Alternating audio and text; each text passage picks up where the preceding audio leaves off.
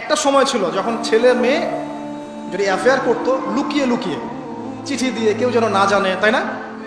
ঠিক, তার মানে এগুলো পার করে আসতে পারে। তো লুকিয়ে লুকিয়ে ছিল, কেউ যেন দেখে না ফেলে। কফি শপে বসলেও খুব সাবধানে, রিক্সায় বসলে কেউ যেন না দেখে। তারপর একটা যুগ আসলো যে জানলে কোনো সমস্যা নেই, বাসায় ওপেন, আমার গার্লফ্রেন্ড, ও আমার গার্লফ্রেন্ড, ও আমার বয়ফ্রেন্ড, আমরা বিয়ে করবো, আমরা প্রতিশ্রুতি দিয়েছি একে অপরকে, নো প্রবলেম। তারপর একটা যুগ আসলো যে যেহেতু প্রেম করছি, বিয়েই তো করতে যাচ্ছি, তো সেক্স করলে সমস্যা কোথায়? তখন আবার সেক্সুয়াল অ্যাক্টিভিটি শুরু হলো। মেয়েরা যদি বাইরে বের হতো, তাহলে যদি কোনো মেয়ের শর্ট কামিজ থাকতো বা আটোশাটো পোশাক থাকতো, সে গিলটি ফিল করতো যে সবাই আমার দিকে তাকাচ্ছে, কেমন লাগছে। আর বেশিরভাগ মানুষ এমনটা করতো না, ওই কয়েকজন করতো। আস্তে আস্তে একটা যুগ আসলো যে না, এখন বেশিরভাগই করে, সয়ে গেল এটা। তারপর একটা যুগ আসছে সরাসরি সেক্স, প্রেম টেম কিছুই নাই, এখন খালি সেক্স। পতিতালয়ে যাবো, সেক্স করবো, চলে আসবো। গার্লফ্রেন্ডের সাথে সম্পর্ক, লাগে সেক্স, তারপরে বাজ বিচার করে দেখবো কোনটা ভালো। আর বাই দ্য ওয়ে, আমাদের দেশে 14টা পতিতালয় আছে। হ্যাঁ, আর এগুলো আমি বানিয়ে বলছি না, আপনি গুগল করলেই দেখতে পারবেন। তারপর একটা যুগ আসছে এখন যে হিজাব তো সরিয়েছি, তারপর আস্তে আস্তে ড্রেসটা একটু ছোট হলো, তারপর একটু টাইট ফিটিং, ঠিক আছে, আরেকটু শর্ট করতে করতে এখন রেভলিউশন আসছে, এটাও খুলে ফেলে দিতে হবে, এটাও রাখা যাবে। আমি আপনাকে বলে দিই হাদিস থেকে, এরপর কি হবে। ওই যে গোপনে গোপনে জেনা এবং এই যে অল্প অল্প অশ্লীলতার যুগটা থেকে যখন প্রকাশ্যে জেনা আর অশ্লীলতার সয়লাভের যুগটা আসছে এখন, এরপরে হবে কি, মানুষ রাস্তাঘাটেই জেনা করবে। রাস্তাঘাটে এইখানে কেউ সেক্স করতেছে, ওইখানে কেউ সেক্স করতেছে, ওইখানে দেখবেন, এইখানে দেখবেন।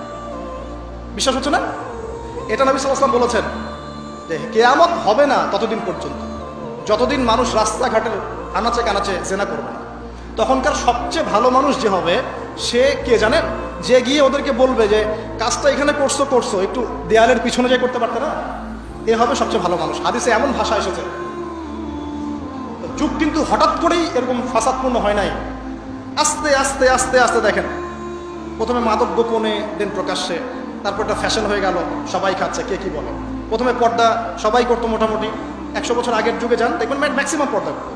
তারপরে আস্তে আস্তে রেভলিউশন, ফ্যামিনিস্ট রেভলিউশন, কাপড় ছোট হতে হতে হতে এখন বিকিনির যুগ আসতেছে, সবাই বিকিনি পরে ঘুরবে। কে এগুলোর বলার আছে? আমার পোশাক আমি পরবো, আপনার বলার কি অধিকার আছে? আমার দেহ আমার সিদ্ধান্ত, আমার দেহ আমার সিদ্ধান্ত।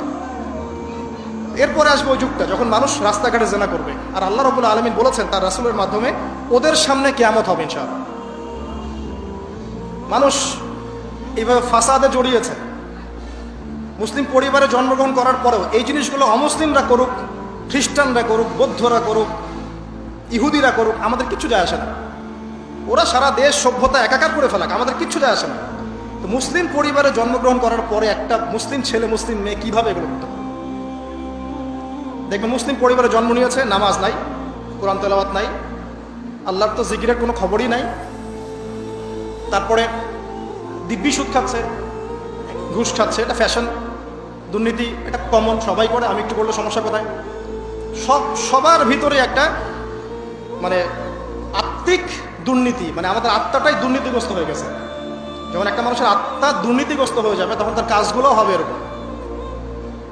একজন রাইটারের বই পড়ছিলাম, তিনি লিখেছেন যে এখন চলমান যে সময়টুকু চলছে, এটা কিন্তু অনেক আগের বই, ওই সময়ের কথা তিনি বলছেন যে এখন যে চলমান সময় চলছে, এই যুগে যদি আত্মাটাকে দেহের রূপ দেয়া যায় আর দেহটাকে আত্মার রূপ দেয়া যায়, তাহলে দুর্গন্ধে কোনো মানুষ আমার কাছে আসবে না। আমি বুঝাতে পারিনি মনে হয়।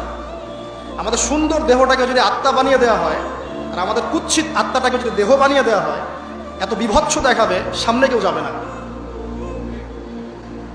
তো যেটা বলছিলাম, ধর্ম, মুসলিমদের মধ্যেই ফাসাদ চলছে, ইকোনমিক সেক্টরে ফাসাদ, রিবা, দুর্নীতি, সুদ, ঘুষ কমনে।